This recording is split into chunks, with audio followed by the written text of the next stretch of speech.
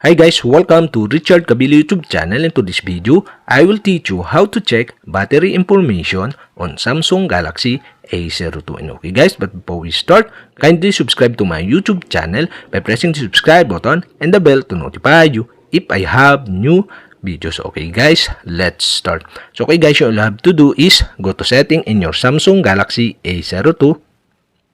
In settings, scroll down and go to about phone. Okay, you can see below the about phone. Okay, you'll have to do stop this. And okay, here in about phone, scroll down again and you can see the battery information. Okay, you'll have to do stop this to show the information of your battery. And here you can see the battery status is not charging, the battery level, okay, 91%, and the battery capacity, okay, 5000 mAh typical. Okay, and that's it. Okay, we have successfully checked the battery information of this Samsung Galaxy A02.